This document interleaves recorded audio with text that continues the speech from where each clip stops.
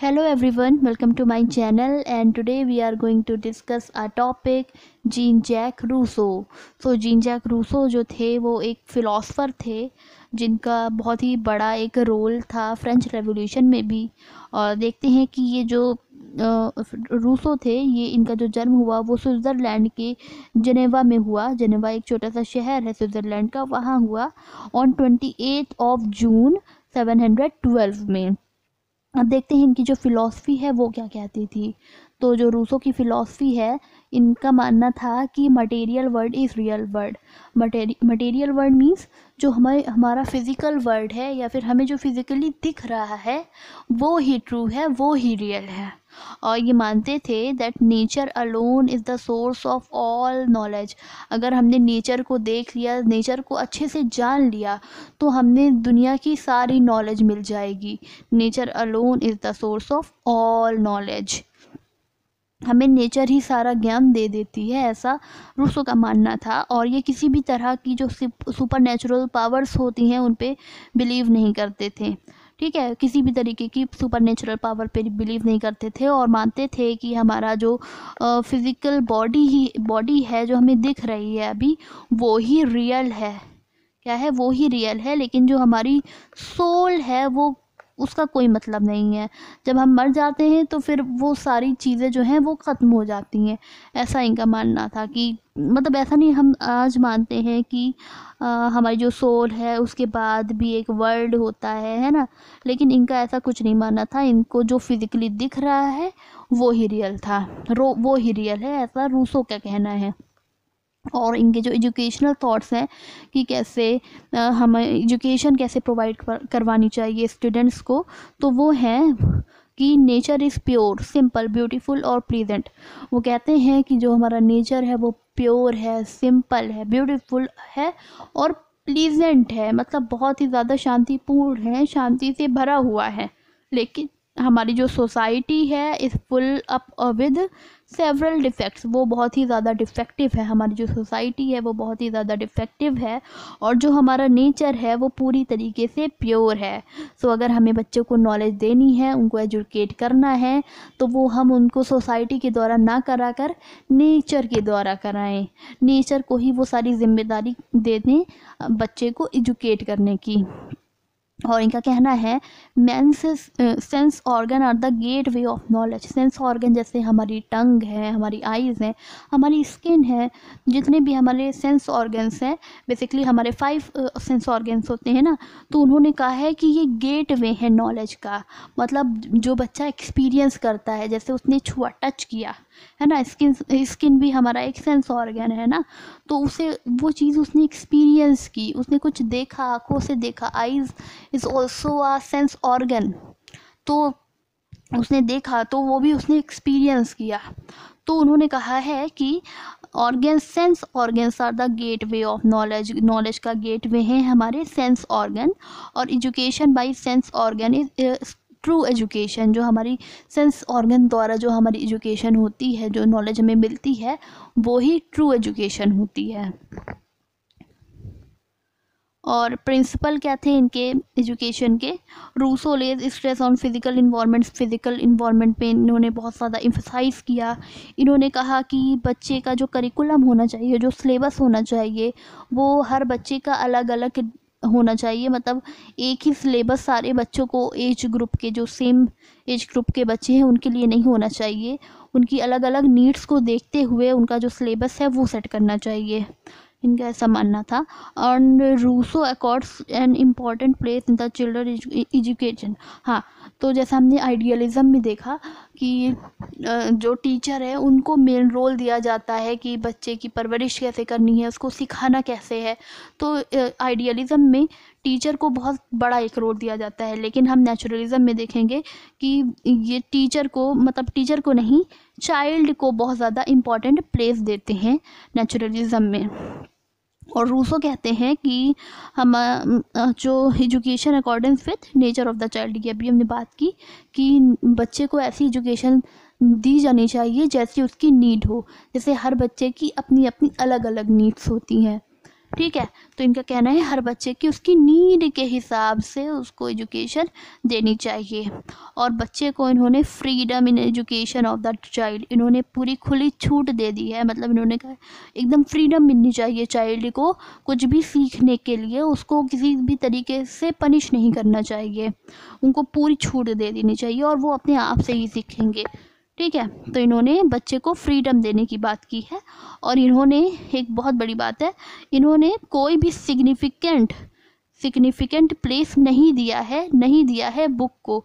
इन्होंने किसी भी तरीके का सिग्निफिकेंट प्लेस नहीं दिया है बुक को। इन्होंने कहा है कि बुक की नॉलेज कोई नॉलेज नहीं होती है, जो हम नेचर से गेन करते हैं वही हमारी ट्रू नॉलेज होती है।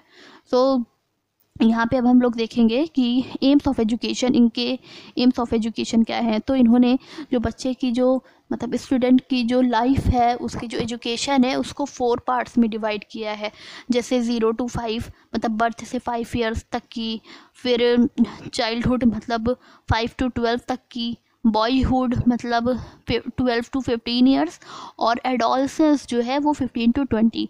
अब देखते हैं इन्होंने क्या क्या कैसे कैसे कहा है बच्चे को सिखाने को। तो इन्होंने पहले जो स्टेज है वो है फिज़िकल डेवलपमेंट का, जो कि है 0 to 5 ईयर्स तक की। मतलब फिज़िकल डेवलपमेंट वो बच्चा ऑब्जर्व कर रहा है, देख रहा है, वो जो कर रहा है उसको करने दो, उसको पूरी खुली छूट दे दो। इसमें कोई किसी भी तरीके का करिकुलम नहीं होना चाहिए, सिर्फ उसकी जो फिज़िकल डेवलपमेंट है वो होनी चाहिए। ठीक है। 0 to 5 में 0 to 5 में किसी भी तरीके का कोई पढ़ाई लिखाई से रिलेटेड कोई चीज़ नहीं होनी चाहिए। पहला जो हमारा स्टेज है उसमें। फिर जो दूसरी स्टेज है अकॉर्डिंग टू रूसो, वो है डेवलपमेंट ऑफ सेंस ऑर्गन, जो कि है चाइल्डहुड में 5 to 12 ईयर्स तक की। इसमें क्या होता है कि आप बच्चे का जो सेंस ऑर्गन है उसको डेवलप कर रहे हैं, उसको चखना सिखा रहे हैं। मतलब किसी भी अलग अलग चीज़ें हैं तो उनका टेस्ट अलग अलग है, तो उनकी जो टंग है मतलब वो टेस्ट अलग अलग है, तो उसको जानेंगे, वो किसी चीज़ को छू के जानेंगे, किसी की आवाज़ सुन के जानेंगे कि ये किस चीज़ की आवाज़ है। मतलब उनका जो सेंस ऑर्गन है उसको डेवलप कर रहे हैं। ये हमारी जो सेकेंड स्टेज है चाइल्डहुड वाली, उसमें। फिर जो हमारी थर्ड स्टेज है जिसको हम बॉयहुड कहते हैं, क्या कहते हैं, बॉयहुड, 12 to 15 ईयर वाली। तो इसमें कहते हैं कि इसमें आप बच्चे को लैंग्वेज सिखाइए, मैथ सिखाइए, साइंस सिखाइए, ड्राइंग सिखाइए, कारपेंटरी सिखाइए। मतलब इसमें वुडन वर्क को इन्होंने बहुत ज़्यादा एम्फसाइज़ किया है। वुडन वर्क जो होते हैं हमारा, उसको बहुत ज़्यादा एम्फसाइज़ किया है, क्योंकि वो एक तरीके से वोकेशनल भी हो जाता है आगे आने वाली ज़िंदगी के लिए, कि वो अपनी जो ज़िंदगी है आगे की, उसमें वो अपना जो लाइफ के जो एक्सपेंडिचर्स होते हैं उसको कैसे संभालेगा। और फिर जो लास्ट इन्होंने स्टेज दी है वो है development of emotional, moral, religious. तो जो 15 to 20 ईयर्स वाली जो एज है एडोलसेंस, उसमें उन्होंने कहा है कि बच्चे को इमोशनल बनाओ, उसके अंदर जो मॉरल्स हैं उसको बाहर लाओ, उसकी जो रिलीजियस वैल्यू हो वो उसको बताओ। ठीक है। तो रिलीजियस, मॉरल एक्टिविटीज़, ये सारी चीज़ें बच्चों को बतानी है। तो ये हमारी 4 स्टेजेस हो गई हैं। Physical development, development of sense organ, development of power of understanding, and development of emotional, moral and religious values. इनका करिकुलम देखेंगे तो करिकुलम में भी इन्होंने बच्चे को ही बहुत ज़्यादा छूट दी है। It is based on the nature of the child, his interest, ability and needs.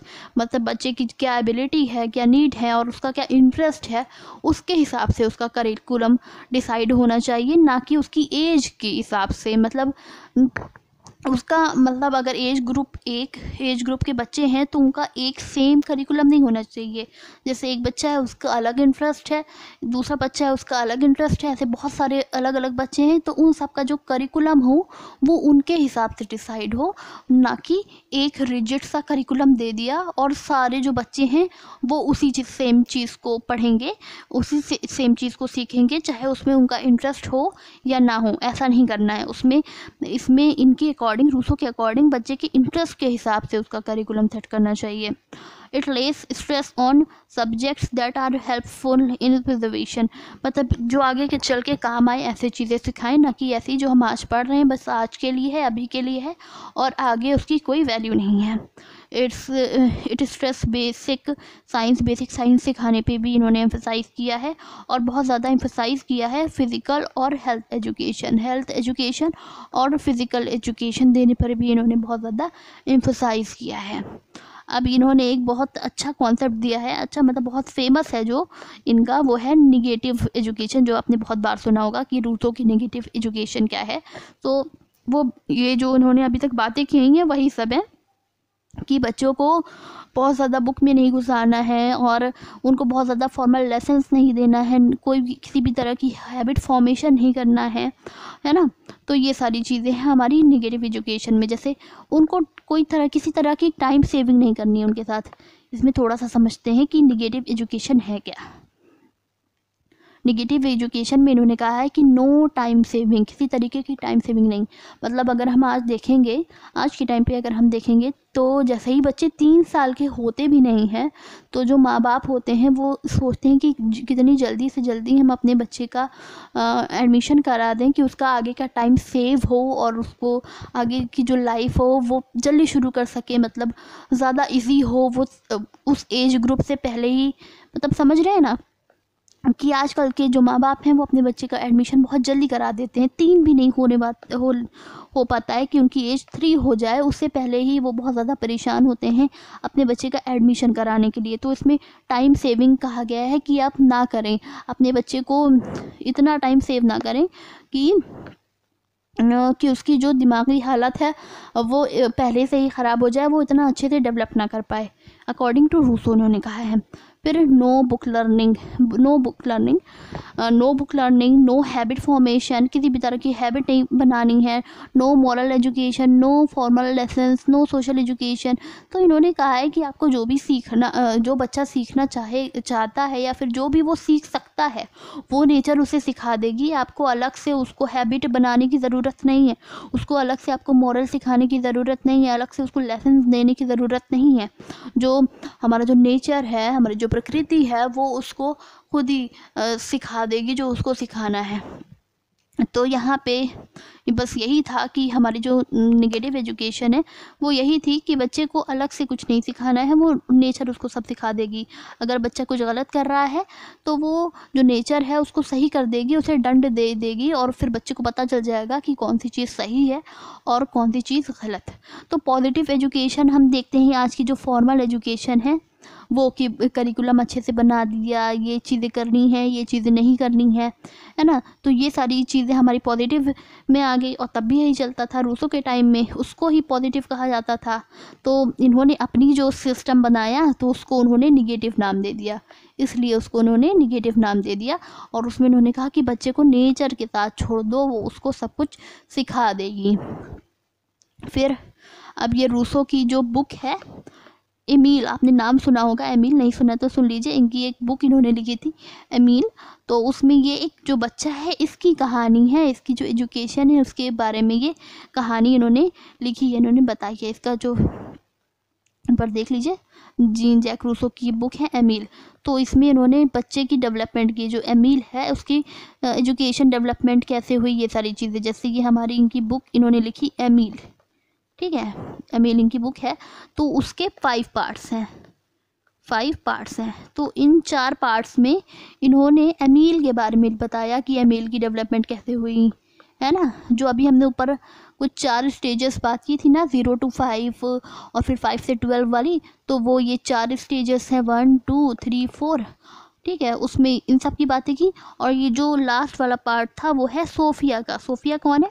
इनकी जो वाइफ है, एमील की जो वाइफ है। ये इस बच्चे का नाम एमील है, जब ये बड़ा हुआ तो इसकी शादी भी हुई, है ना। तो उसकी जो वाइफ है उसकी एजुकेशन के बारे में रूसो ने कहा कि हमें जो गर्ल्स होती हैं उनको domestic work, house hold work जो हैं वो सिखाने चाहिए, उसी की जो थोड़ी बहुत एजुकेशन है वो देनी चाहिए, और उनको ज़्यादा हाईली एजुकेट नहीं करना चाहिए, क्योंकि जो गर्ल्स होती हैं वो बचपन से ही बाई इनहेरिट वो बहुत ही ज़्यादा सॉफ्ट होती हैं। क्या होती हैं? सॉफ्ट। लेकिन अगर हम उनको हाईली एजुकेट कर देते हैं तो वो हार्श बन जाती हैं बाई नेचर।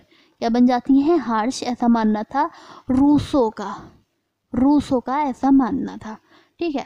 तो बाय नेचर जो गर्ल्स होती हैं वो सॉफ्ट होती हैं, लेकिन अगर हमको ज़्यादा हाईली एजुकेट कर देंगे, ज़्यादा पढ़ा लिखा देंगे तो वो हार्श बन जाएंगी। ये इनकी जो सोच थी वो गर्ल्स एजुकेशन के बारे में थी, रूसो की। और यही है, यहाँ पे आप देख सकते हैं ये बहुत ही ज़्यादा कन्वेंशनल थे गर्ल्स की एजुकेशन के लिए। और अब इनकी थोड़ी बहुत वीकनेस देख सकते हैं। हमने जो कंप्लीट कर लिया है रूसो की, जितनी भी बातें थी हमने कंप्लीट कर ली है।